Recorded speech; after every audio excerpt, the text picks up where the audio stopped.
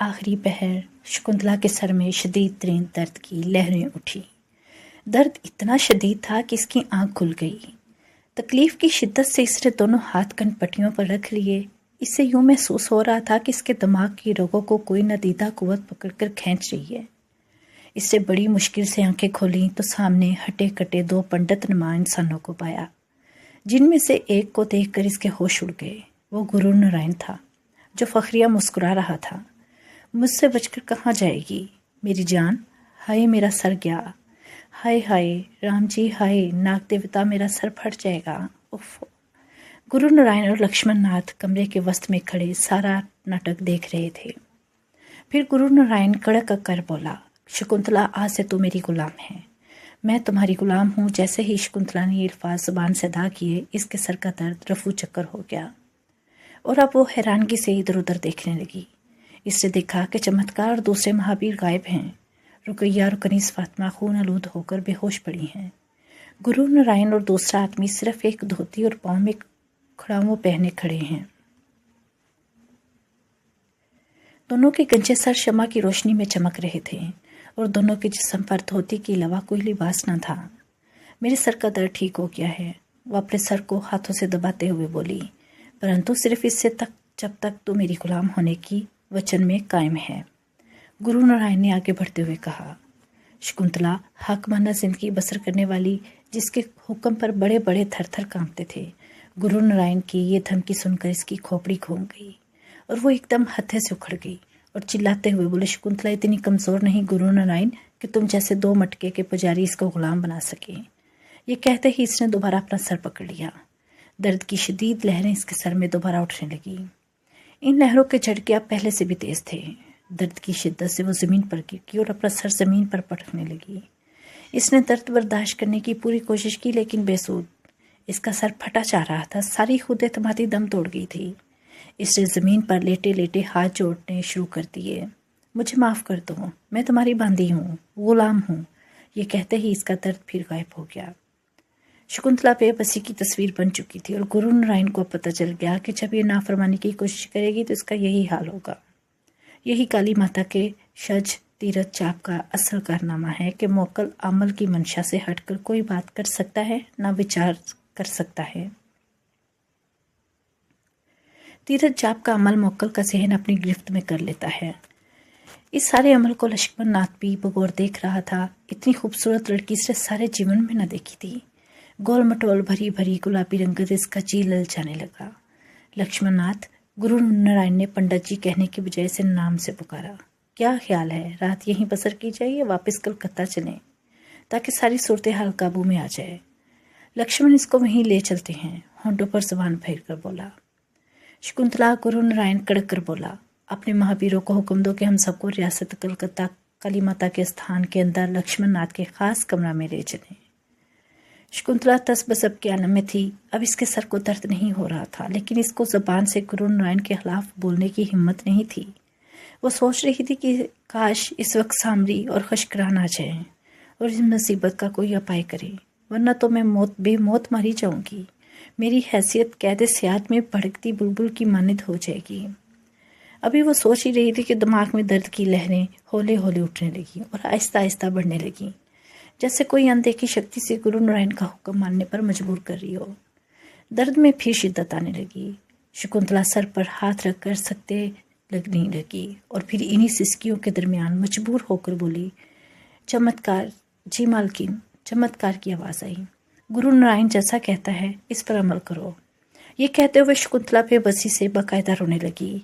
मालकिन, आप इन दोनों के हाथ पकड़ लें। शकुंतला आगे बढ़कर गुरु नारायण और लक्ष्मण नाथ के दरमियान खड़ी हो गई और दोनों के हाथ थाम लिए। अचानक घुप अंधेरा छा गया और फिर गुरु नारायण को यूं महसूस हुआ कि पाँव के नीचे से सख्त फर्श हट गया हो और नरम गद्दा किसी ने बिछा दिया हो। अंधेरा छटने लगा, रोशनी पकड़ने लगी। अचानक गुरु नारायण के मुंह से निकला, अरे लक्ष्मण नाथ, हम तो कलकत्ता में आ गए हैं, ये तो तुम्हारा कमरा खास है। लक्ष्मण नाथ ने सर घुमाकर देखा तो वाकई वही कमरा था। गुरु नारायण अब बहुत बड़ी ताकत है और नारायण की शक्तियां लामहदूद हैं। गुरु नारायण खुशी से पागल होकर नाचने लगा। आओ लक्ष्मण नाथ, तुम भी नाचो, यार तुम्हारी सहायता के बगैर मैं अपने मकसद में जल्दी सफल ना हो पाता। दोनों खुशी से नाच रहे थे और शकुंतला एक तरफ सर झुकाए खड़ी थी। रुकैया और कनीज फातिमा पर कोड़े मारने के वक्त चेहरे पर जो खुशी, रौनक और फखराना बन चुकी थी, अब वो अड़नछू थी। वो इस वक्त हसरत तो आस की तस्वीर बनी हुई थी। नाचते नाचते गुरु नारायण ने शकुंतला को आगे बढ़कर दबोच लिया और अपनी बाहों में कसने लगा। अब तू भी मेरी है और तेरी शक्तियां भी मेरी हैं। गुरु नारायण ने शकुंतला को बाहों में उठा लिया। लो लक्ष्मणनाथ, ना ऐश कर, ये कहते हुए गुरु नारायण ने शकुंतला को हवा में उछालकर फेंका तो लक्ष्मणनाथ से हवा में ही दबोच लिया और इसके सुर्ख और सफ़ेद गालों पर अपने भते होंठ रख दिए। ये नाचने के बाद दोनों पसीने से शराबूर होकर बैठ गए और हाँफने लगे। शकुंतला, हमारे लिए शराब मंगवाओ। चमत्कार, शकुंतला सर झुकाए करती से बोली। शराब लाओ। छन की आवाज़ के साथ चक में शराब और 2 गिलास चटाई पर नमदार हो गए। दोनों पुजारी तकियों से टेक लगाकर बैठ गए। शकुंतला, हमारे लिए गिलास भरो। गुरु नारायण ने इसे हुक्म दिया तो हनक्रहन शकुंतला उठी और गिलास भरने के बाद दोनों को पेश करने लगी। लक्ष्मणनाथ बोला, गुरु नारायण, शराब भी हाजिर और दुनिया का हसीन तरीन शबाब भी। आज की रात हम जश्न फतह मनाएंगे, शराब और शकुंतला के शबाब के साथ। ये कहकर लक्ष्मणनाथ ने कमर में हाथ डालकर शकुंतला को घसीट कर अपनी गोद में बिठा लिया। गुरु नारायण भी आगे बढ़ाया और इसने शकुंतला के खुले बालों को मुट्ठी में पकड़कर अपनी तरफ खींच लिया तो शकुंतला के आंसू निकल आए, लेकिन मजबूर थी और यूं रात गुजरती रही और शकुंतला 2 गुत्तों के दरमियान एक हड्डी की मानत कभी इसके मुंह और कभी उसके मुंह जाने लगी। रियासत ताबाना की मलका की मिट्टी पलीद हो रही थी। मकाफाते अमल का पहिया चल रहा था। सुबह की सफेदी नुमादार होने तक शकुंतला थकन से चूर चूर हो चुकी थी। इसका जोड़ जोड़ दुख रहा था। दोनों पुजारी इस वक्त नरम कालीन पर बेसुध सोए हुए थे। शकुंतला ने होले से चमत्कार को तलब करके कहा, चमत्कार, मुझे यहाँ से इतनी दूर ले जा कि ये दोनों वहां ना पहुंच सके। तो चमत्कार सर झुकाकर बोला, मालकिन, अब मैं आपका वही हुक्म मान सकता हूँ जिसकी इजाज़त गुरु नारायण ने आपको दी हो। इसके ये अल्फाज सुनकर शकुंतला भौंचक्का रह गई। इसके बाद इसने सांप बनने की कोशिश की ताकि इनका खून पी ले, लेकिन ये क्या, वो इंसान ही रही।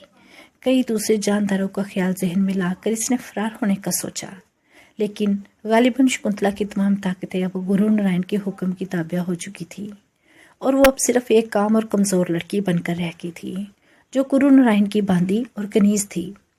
इसने दरवाज़ा खोलकर फरार होने की कोशिश की, लेकिन चमत्कार सामने आ गया और बोला, मालकिन, मुझे गुस्ताखी पर मजबूर ना करें। आप गुरु नारायण की मर्जी के खिलाफ यहाँ से नहीं जा सकती। शकुंतला का दिल बेख्तियार भर आया और वो ऊंची आवाज़ में ज़ारों को तार रोने लगी। इसके रोने की आवाज़ सुनकर गुरु नारायण की आंख खुल गई। शकुंतला को रोते देखकर वो हंसने लगा और बोला, मलका लिया शकुंतला, जिसकी एक अब रोज जनपश पर जिंदगियों के फैसले हो जाते थे, आज रो रही है। इधर आ मेरे पास। लेकिन शकुंतला बैठी मुसलसल रोती रही। शकुंतला, गुरु नारायण दहाड़ा तो शकुंतला एकदम खामोश होकर इसे तकने लगी थी। मैं तुम्हें हुक्म देता हूँ कि मेरे पास आओ। शकुंतला उठकर बेदिली से चलती हुई इसके पास आ गई। गुरु नारायण भी खड़ा हो गया। जैसे ही शकुंतला के करीब आई, अपने फौरन ही इसकी जुल्फें मरोड़कर अपने हाथों में पकड़ ली। शकुंतला ने दर्द की शिद्दत से दोनों हाथ सर पर रख लिए। गुरु नारायण ने गारत से इसके बाल अपनी मुट्ठी में पूरे जोर से जकड़ रखे थे। बाल गुरु नारायण के हाथ में होने की वजह से शकुंतला का सर झुका हुआ था। गुरु नारायण शकुंतला को इसी हालत में लिए कमरे में कदम कदम चलने लगा। आज के बाद तुझे बातें याद रखनी होंगी शकुंतला, ये कि तू मेरी गुलाम है।